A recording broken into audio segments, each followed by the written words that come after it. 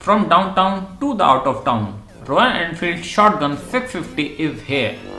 Yeah!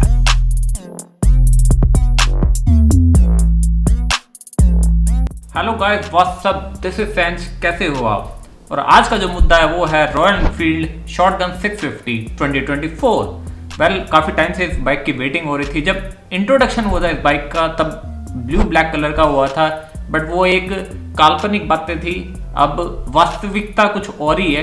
वैसे 2024 start क्या हुआ है भाई साहब, बाइक्स की तो भरमार हो गई है। और जो रॉयल एनफील्ड अपनी बाइक्स पे जो काम कर रहा है ना, मतलब इंटरनेशनल ब्रांड्स को फेल करने वाला है, सच बताऊं तो।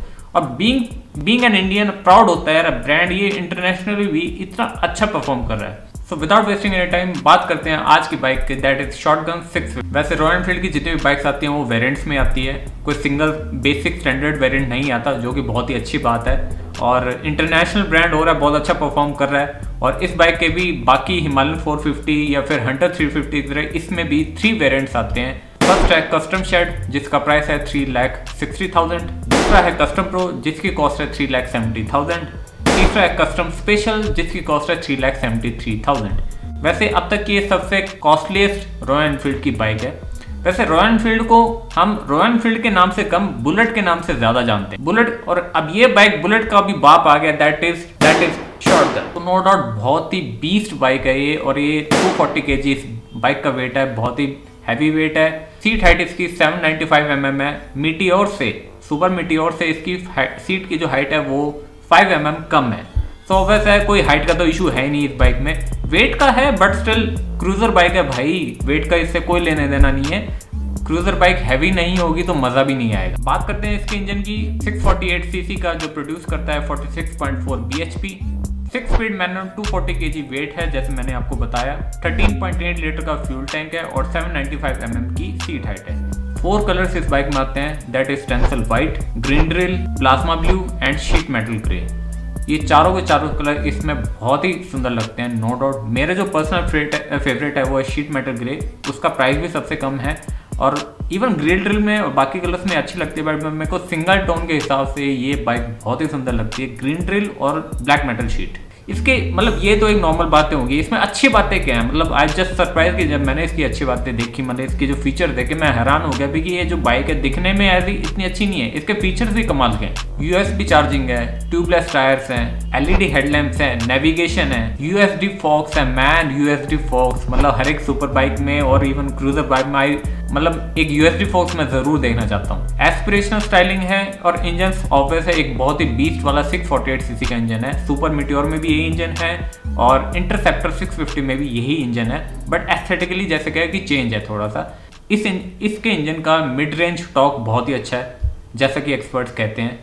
तीसरी बात, इसके जो हैंडल स्विचेस हैं वो ग्लॉसी फिनिश में दे रखे हैं, यानी आप ये समझिए कि हम अब तक जितनी भी बाइक्स के मैंने हैंडल स्विचेस देखे वो थोड़ी सी मैट लुक में आते हैं। तो उनकी जो सबसे बड़ी डिसएडवांटेज ये होती है कि बाय द टाइम अगर आप उनको अच्छे से मेंटेन नहीं करते तो वो काफ़ी ग्रेइश से हो जाते हैं, बहुत ही ओल्ड हो जाते हैं। बट एक ग्लॉसी फिनिश में है तो ये कभी भी पुराने नहीं होने वाले हैं, वेदर आप इस पर पॉलिश मारें या नहीं मारें। और एक और बात, इसमें एडजस्टेबल लीवर्स भी हैं, मतलब इस बाइक में एज अ सुपर बाइक वाली जो चीज़ें होती हैं वो सभी इस बाइक में डाली है, thanks to the Royal Enfield. अब हर जो बाइक आती है वो कुछ ना कुछ कमी के साथ तो आती है, बट इसमें कुछ ज़्यादा कमी नहीं है। बट स्टिल एक प्रॉब्लम है कि ये सिंगल सीटर ऑप्शन के साथ आती है।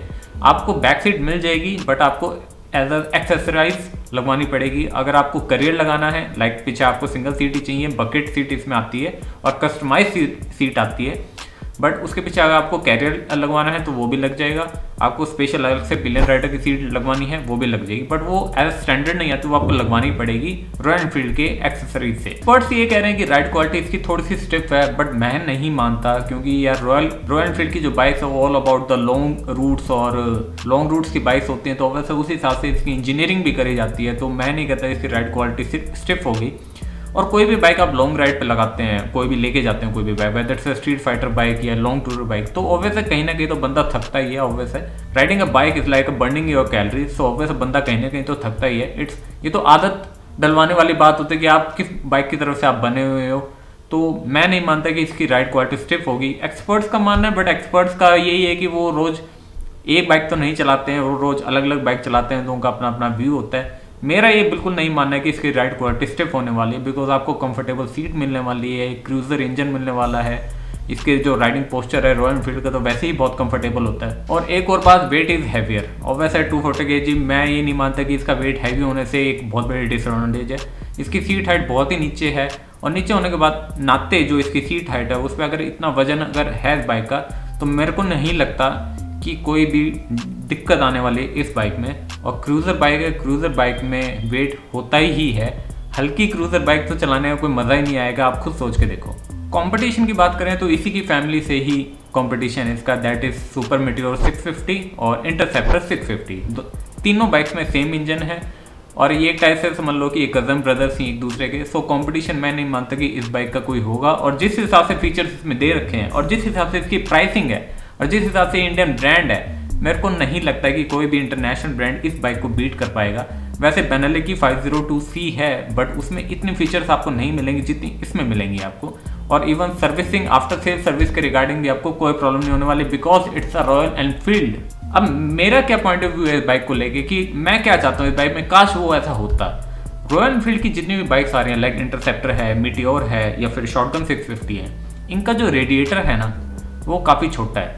लाइक ये 648cc का बीस्ट इंजन है, लिक्विड कूल इंजन है। लिक्विड कूल में उस हिसाब से जो रेडिएटर है वो बहुत ही छोटा दे रखा है। आई विश कि ये रेडिएटर थोड़ा सा बड़ा दे देते, इनको थोड़ा सा एक वही चीज़ जो बड़ा करने की ज़रूरत है।